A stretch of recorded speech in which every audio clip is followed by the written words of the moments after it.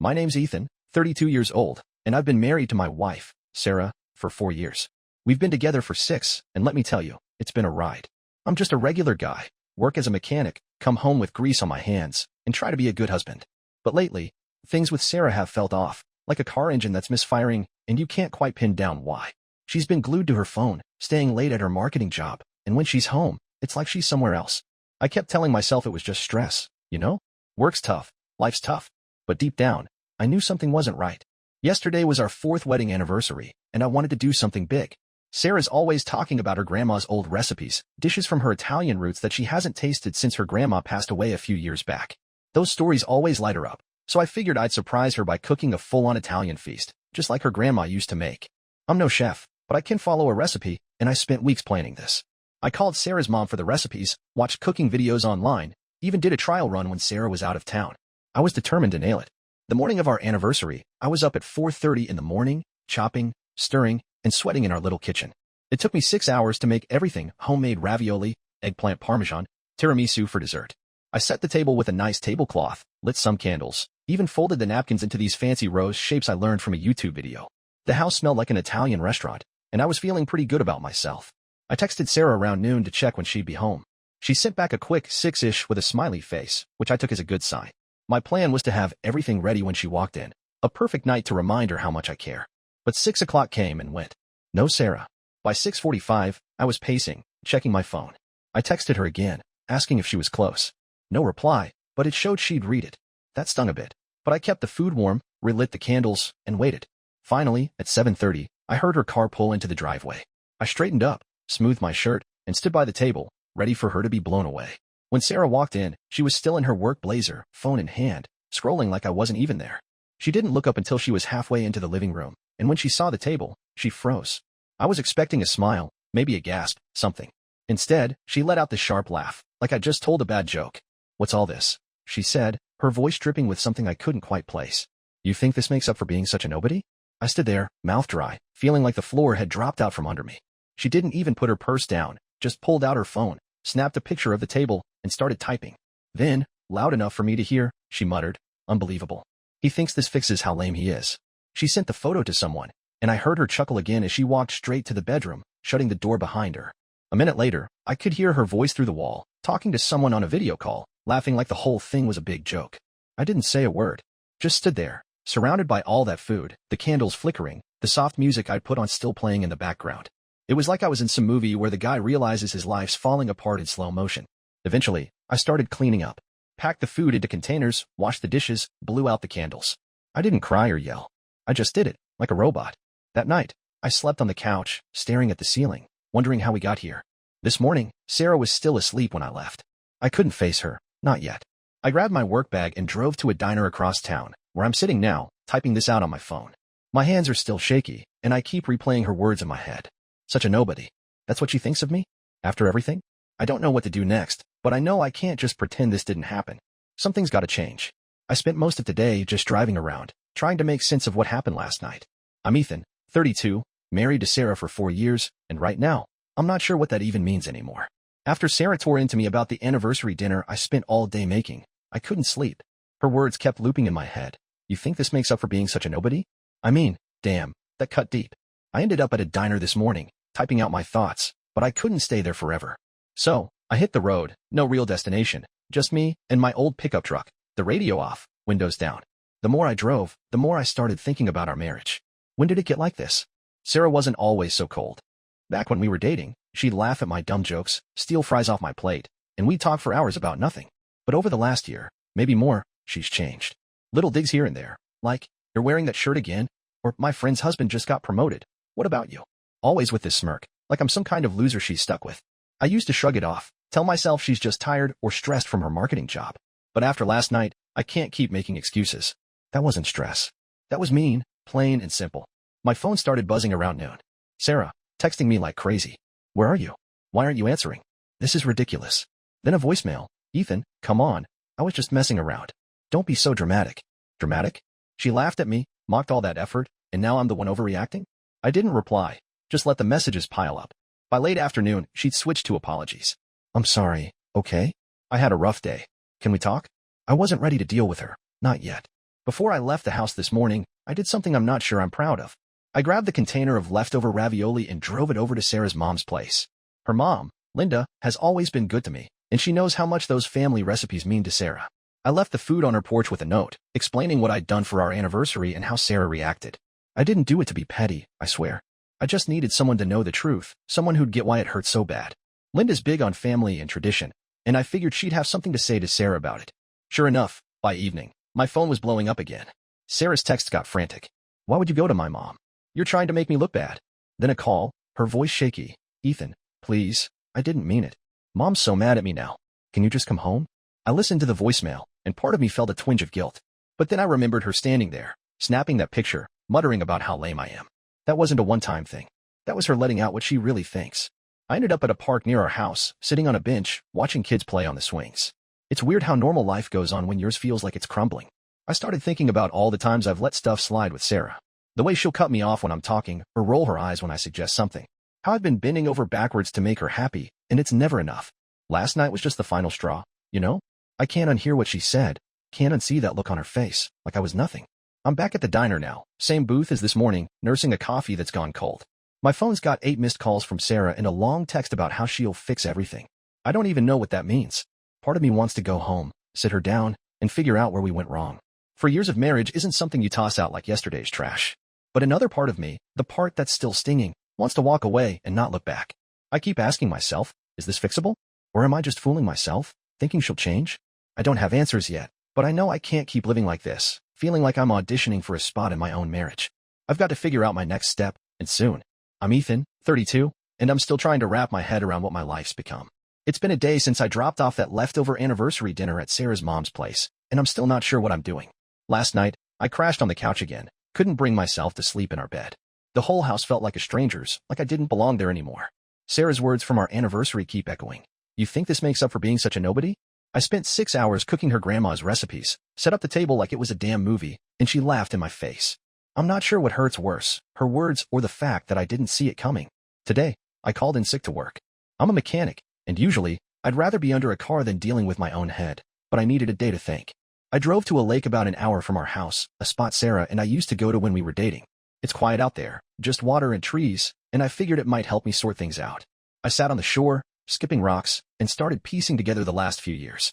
Sarah's always been sharp, quick with a comeback, but her comments used to feel playful. Now, they're just cruel. Like last month, when I fixed her car for free, and she said, at least you're good for something. I laughed it off then, but it's all adding up now. How many times have I let her make me feel small? My phone's been going off nonstop.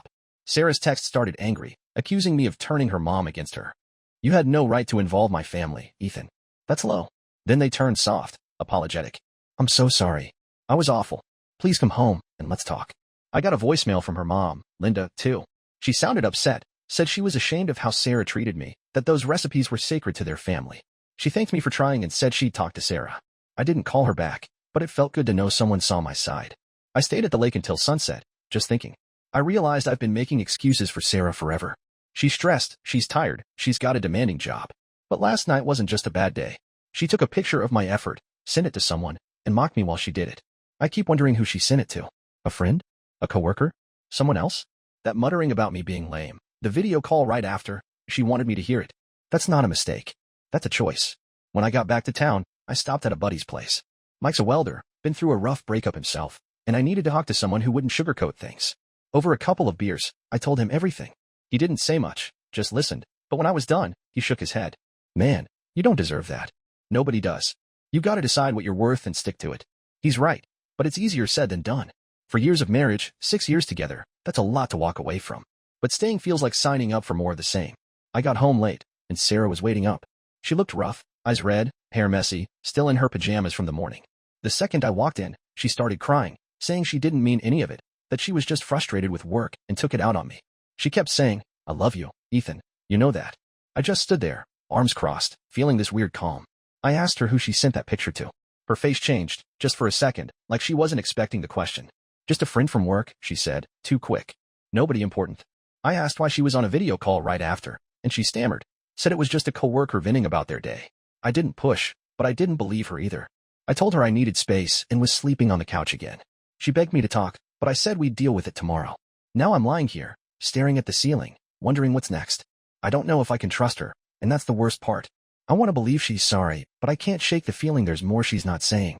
Tomorrow, I'm gonna start protecting myself. Maybe talk to Mike about what he did during his breakup. I love Sarah, but I'm starting to see I might love the idea of her more than the reality.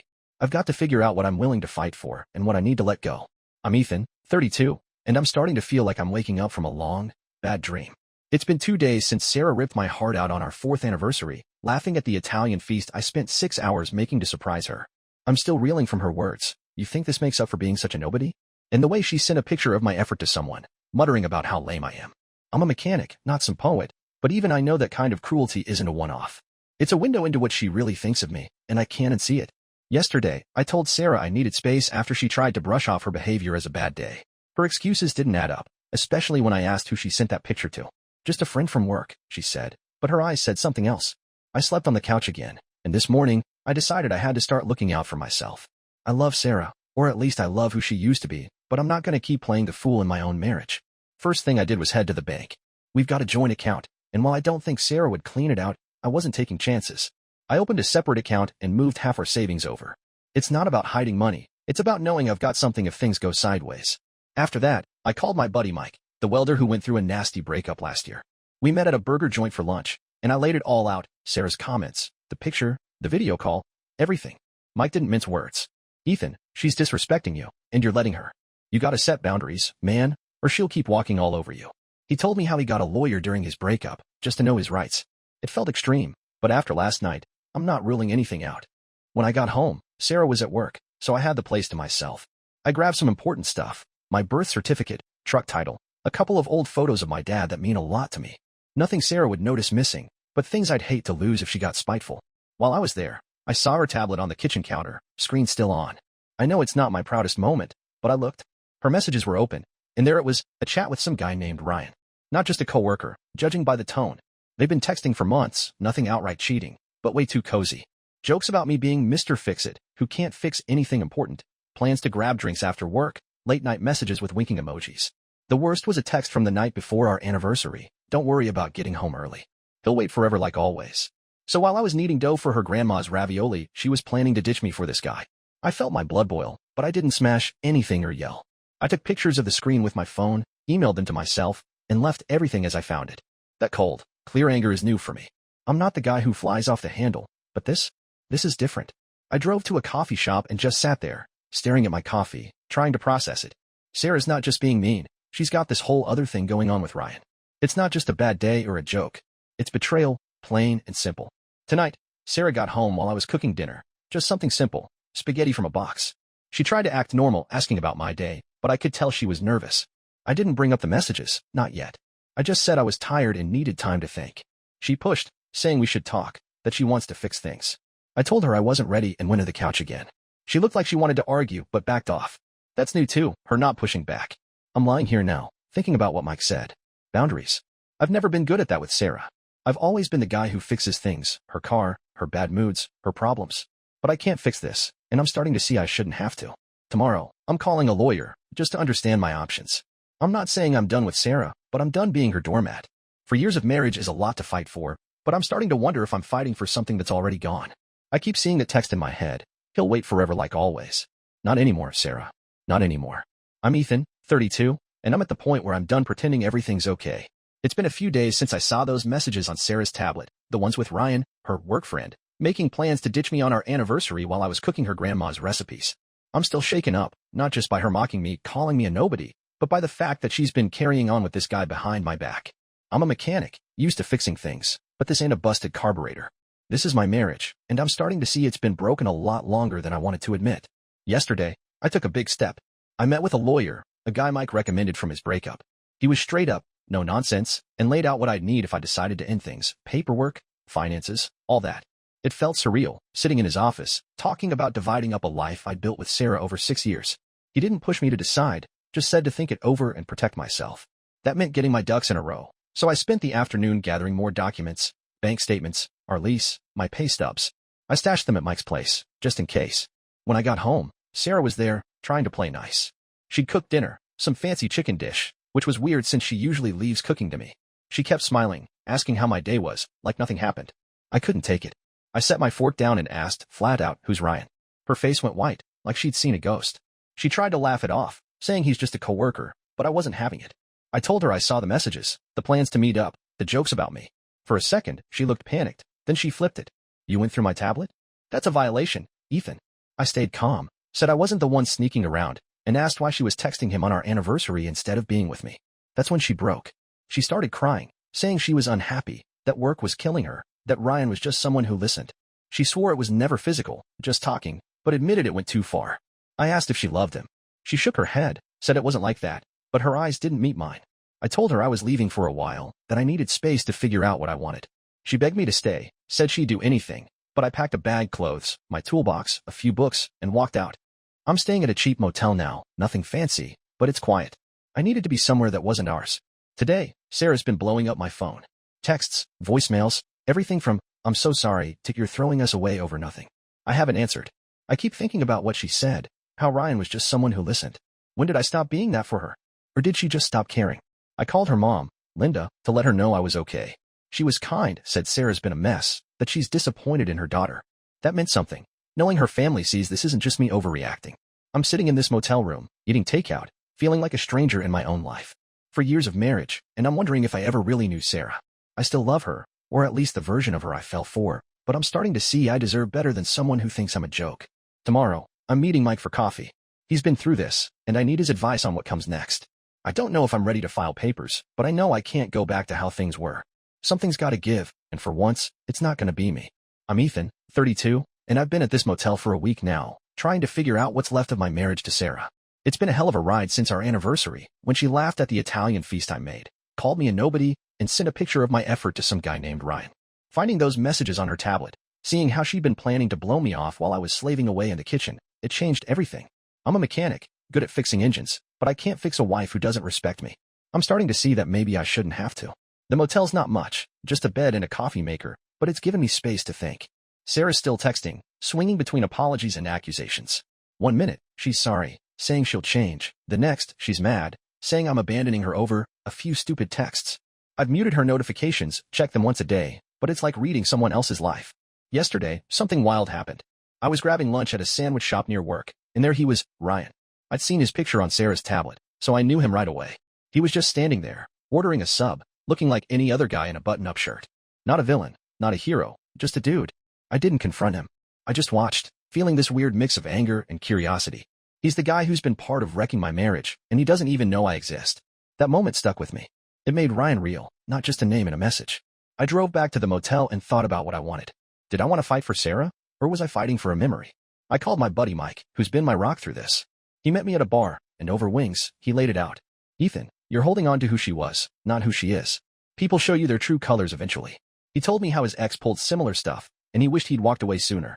It hit hard, but I needed to hear it. Today, I agreed to meet Sarah at a park near our house. I wasn't ready to go home, but I figured neutral ground was fair. She looked tired, no makeup, hair in a ponytail, not her usual polished self. She started with the same script, sorry, didn't mean it, just a rough patch. But this time, she admitted more. She and Ryan had been close for months, not just talking but flirting, planning to see where things went. She said it was a mistake, that she was lost in her own head, feeling stuck in our marriage. She cried, saying she didn't want to lose me, that she'd cut Ryan off. I asked why she mocked me that night. She said my effort made her feel guilty, so she lashed out to push me away. It's not an excuse, but it made a kind of messed up sense. I told her I wasn't coming home yet, that I needed time to trust her again, if I ever could. She didn't like it but nodded. As I walked away, I felt lighter, like I was finally standing up for myself. I'm not sure what's next, but I'm done chasing someone who doesn't value me. I'm thinking about talking to that lawyer again, maybe even a counselor for myself. For years is a lot to let go, but holding on might hurt worse. Tonight, I'm cooking again, just for me, a simple burger, but it tastes better than it should. Maybe that's a start. I'm Ethan, 32, and it's been a month since my world turned upside down. That anniversary dinner, where I poured my heart into making Sarah's grandma's recipes only for her to call me a nobody and mock me to some guy named Ryan, feels like a lifetime ago.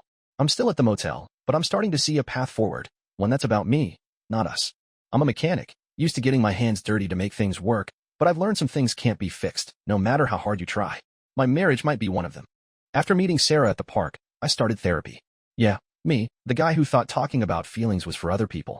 My counselor's cool, doesn't push, just asks questions that make me think. Like, why did I stay so long when Sarah kept putting me down? Turns out, I was scared of being alone, of failing at something I'd promised to stick with. Therapies also helped me see Sarah's behavior wasn't my fault.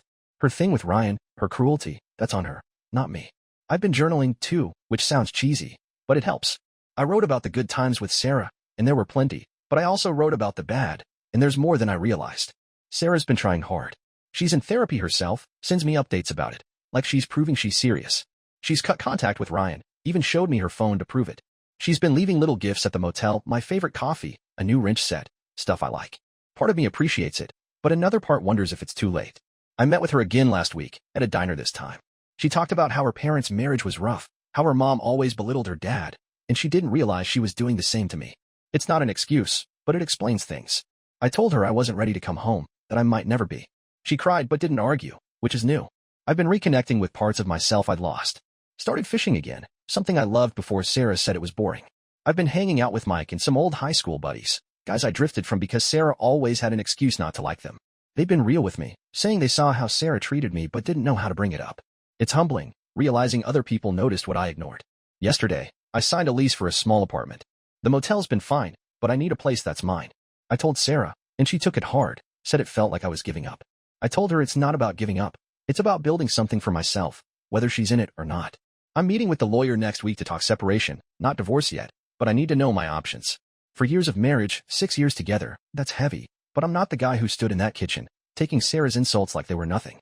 I deserve respect from her and from myself. This morning, I went to the lake again, the one Sarah and I used to visit. I sat there, watching the water, and felt something I haven't in a long time, peace. I don't know if Sarah and I will make it. Some days, I miss her so much it hurts. Others, I'm angry enough to walk away forever. But I'm not afraid anymore. I'm cooking tonight, just for me, and it feels good. I'm not fixing anyone else's mess. I'm building my own life, one step at a time, and for the first time in years, I'm excited to see where the road leads.